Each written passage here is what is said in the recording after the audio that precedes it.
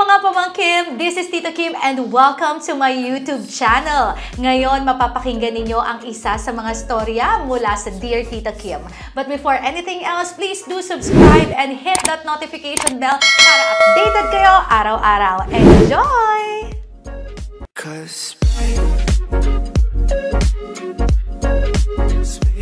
Ako din ubos na laway ko, pati pasensya ko kakaintay sa kanya. Ay, grabe hugot.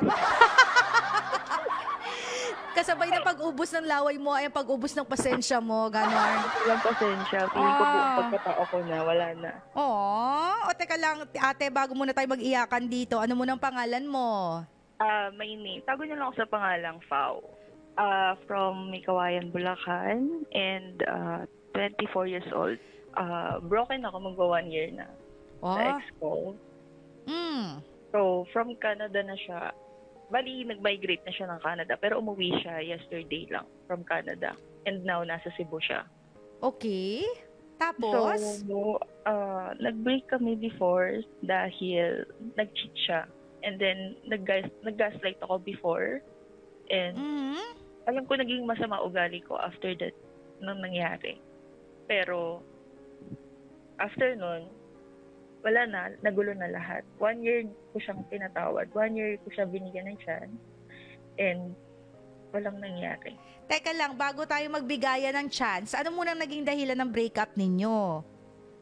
Ang naging dahilan ng breakup namin, yun dahil sa pag-cheat niya, di niya rin kayang magawa na magbago. Nag-cheat siya? Ilang beses siya nag-cheat? Mga 3 times a day? Hindi ko alam since nasa Canada siya, pero alam ko, at sinasabi niya rin na nagkikita sila ng girl. So ibig sabihin habang nasa Canada siya, nag-cheat siya at aminado siyang nag-cheat siya, ganon? Yes po. Nalaman ko yun nung hinuli ko siya. Nung una ayaw niya umamin. Okay. So kaya nag-break kayo. Ang tanong ko naman sa'yo, bakit 1 taon na hindi ka pa nakakapag-move on? I mean, there's no judgment on that kasi may sarili-sarili tayong facing ng pag-move on. Ang akin lang is, bakit kaya ang tagal na hindi ka pa nakakapag-move on hanggang ngayon? Hindi ko po alam. Maybe umaasa pa ako na baka meron pa. Kasi ako yung pinakamatagal niya. Siya yung pinakamatagal ko. Ilan ba yan? Mga 3 dekada? 2 years. 2 years? Pinakamatagal? Yes. Nakakaloka. Yung iba nga 50 years nagsama, naghiwalay pa. Okay. Ba't naiintindihan ko? Ako niya ko kasi inopen lahat. As in, buong pagkatao ko. Parang tinodo-todo mo ang pagmamahal mo sa kanya, kaya nahirapan ka mag-move on. Yes, So may jowa na ba siyang iba, if you don't mind? Last time po, nung hindi niya pa ako binablock, or nakita ko sa account ng mama ko, ginamit ko account ng mama ko, may nakita akong nakabayo sa kanya, letter R. So, ibig sabihin, parang feeling mo meron na rin siyang iba? Yes po, pero nakita ko sa TikTok niya last month, na parang broken siya or something, na parang kumakapit na lang siya. Something na gano'n. Okay. So ngayon, ano bang tanong mo sa akin ngayon? I don't know kung paano ko siya makakalimutan or hindi ko na makakalimutan. Kumbaga, paano ko magigilid. Kumbaga, masiset aside yung feelings ko. Paano mo masiset aside yung feelings mo? Okay. Alam mo, ano to actually very unique to kasi 'di ba, ang karamihan ng mga tumatawag talaga dito, yung mga fresh, yung mga sugat, pero ito kasi 1 year na, hindi pa siya nakakapag-move on. Pero alam mo, ano yon? Anong pinagsasabi mo? Fresh pa rin until now, parang ang sakit pa rin. Yun yung sinasabi ko sa inyo mga pamangkim na, sa pag-move on kasi wala yung standard time. Like for example, yung sinasabing 3 months rule, dapat 3 months naka-move on ka na. Hindi kasi minsan nga it takes years bago ka na talaga makapag-move on. At naiintindihan ko ito na 1 year na kinakapitan mo pa rin siya, hindi ka pa rin makapag-move on. Pero alam mo, kung titignan kasi natin, babalansehin natin yung sitwasyon. Shall we continue to move on or shall we go back to the person? mas matimbang yung parang kinakailangan mo na lang ipagpatuloy yung pag-move on mo. Kasi, ito yun eh, hindi rin porke broken yung isang tao, magkakaroon tayo ng chance para makipagbalikan sa kanya. Kasi una sa lahat, kung mahal ka talaga ng lalaki, gumawa yun ng way para makipagbalikan sa iyo at gumawa yun ng way para ayusin yung buhay niya na hindi na siya mag-cheat sa'yo. Pero the fact na hindi siya nag-i-effort, ibig sabihin, ayaw niya bumalik sa'yo. Diba? Guess mo ba? Ibig sabihin, hindi kanya naiisip, hindi niya naiisip na makipagbalikan sa'yo kasi kontento na siya sa buhay na meron siya ngayon. So, bakit pa natin aasamin na maging parte ng buhay niya, kung una sa lahat, hindi niya naman tayo hinahanap. Diba? Pero before, last January kasi, lagi siyang nagre-react sa mga mahilig ng mga kaibigan ko. Nakasama ka, na nag-heart-heart siya. So, hindi naman ibig sabihin, ate, na nag-heart sa My Day, mahal ka na uli.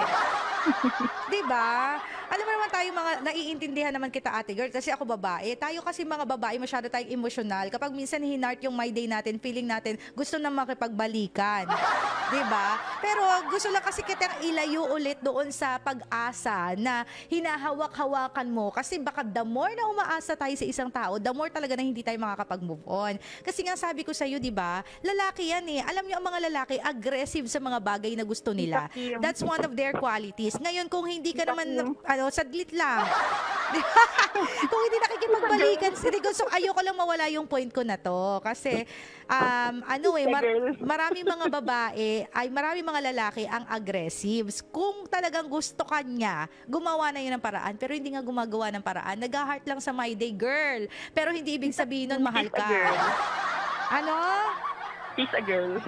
She's a girl. So both of you are girls. O di she. Okay. So, ibig sabihin hindi siya lalaki. Okay. Yes, The same pa rin naman, di ba? Mas aggressive lang ang lalaki. Pero ganun pa rin naman ang concept nun eh. Kung talagang mahal ka ng isang tao, lalaki man yan, babae man yan, o kung ano man ang kasarian yan, hahanap at hahanap ng paraan yan para mapagbalikan sa'yo. Siguro ito kaya nahihirapan ka makapag-move on kasi nga umaasa ka pa rin dahil nag-heart siya doon sa mga pictures ng My Day na kasama ka. Gets mo? Huwag tayong umaasa sa ganon kasi kung mahal ka ng tao, tinext ka na yan, pinuntahan ka na yan, nag-effort na yan makipagbalikan sa'yo pero hindi nga niya ginagawa, di ba? Hindi niya ginagawa kasi hindi ka ganon kahalaga. Hindi ka ganon kahalaga kasi hindi ka ganon kamahal. Hindi ka ganon kamahal kasi hindi gustong makipagbalikan sa'yo. So, shut up ka na lang. Di ba? Oh, anong gagawin mo ngayon? Aasa ka na nga asa sa kanya. Bakit yung pag-heart ba niya sa mga My Day mo? Makakapiling mo ba yan araw-araw? Mayayakap mo ba yan? Diba? So, yung mga ganon, wag nating ipalakihin. Wag natin palakihin na parang, ang tawag dito, merong tawag dito eh. Nasa dulo na ng dila ko. Parang wag natin siyang i-fantasize, 'di ba? Na parang mahal tayo ng isang tao kasi nag-heart siya sa mga My Day natin. No. Kung mahal ka talaga ng tao at seryoso talaga yan sa iyo, nilapitan ka na, nag-ask na ng forgiveness sa iyo, sinuyo ka na pero hindi niya ginawa. Kaya ang ibig sabihin nun, hindi niya gusto makipagbalikan sa iyo. So shut up ka na lang, mag-move on ka na lang, Inday. 'Di ba? Yun na lang ang gawin mo para tuloy-tuloy na. Kaya hindi ka makatuloy-tuloy sa pag-move on mo kasi umahasa ka pa rin sa heart niya. Totoo po. Until now. Di ba? Kakaasa mo may nangyari ba? Wala po. Di ba wala naman nangyari? Sinong nalugi siya ba o ikaw? Sino nga nyo na may kasalanan? Ako. Diba? Ikaw din na may kasalanan. Umaasa tayo sa mga taong dapat hindi natin asahan. So, magbagong buhay ka na. So, paano po ba dapat gawin mo? Una sa lahat, huwag kang umasa. Huwag mong i-fantasize sa mga bagay-bagay. Huwag mong, hindi ibig sabihin na nag-heart siya doon sa My Day ng friend, gusto na makipagbalikan sa'yo. Kumalma ka. Yan na lang ang message ko sa'yo. Kumalma ka, i-open mo yung heart mo sa ibang tao. Huwag kang masyadong mag-focus sa kanya. I-block mo siya, huwag kang makipag-communicate sa kanya. Huwag mong palakihin yung mga bagay na mga heart lang sa My Day kasi hindi ibig sabihin nun mahal ka. Hindi ko nga po alam kung naging introvert na ako that time kasi hindi na ako masyadong palalabas or palakay buong niya. Wala naman yan sa palalabas o palaloob ka ng bahay ninyo. Ang akin akin lang naman, basta i-open mo yung sarili mo sa iba, may technology naman, di ba? Huwag yung ikukulong mo lang yung sarili mo sa past mo. Kasi bata ka pa eh, nasa 20s ka pa lang, marami ka pang makikilala, magtiwala ka sa God's time. Kasi ibig sabihin, hindi binibigay sa atin ng Diyos yung mga bagay na gusto natin kasi hindi pa tayo ready. Alright? Ibig sabihin kung wala kang love life ngayon, kumalma ka. Kasi ibig sabihin, hindi ka pa ready. So, wag natin ipipilit kung talagang hindi pa talaga niloloob ng Diyos. Kasi God knows the best time for us. Yes, tita. Alright. So, maraming salamat sa iyo, Pao. Ayan, napashut up ka tuloy. Shut up. Shut up na nga kanina. Wala na. Kumalma ka dyan. Maraming salamat sa iyo, Pao. Thank you so much for joining us ngayong episode, ha? Thank you, Tita Kim. Thank you so much sa advice. Yes. Ayan, si Pao, di ba? Minsan hanap ng maraming advice. Pero ang advice lang talaga na kailangan natin, relax, kalma. Ako lang to. Kumalma lang kayo. Ganon. Huwag kayo masyadong ma-curious sa buhay at masyadong ma-overthink sa buhay.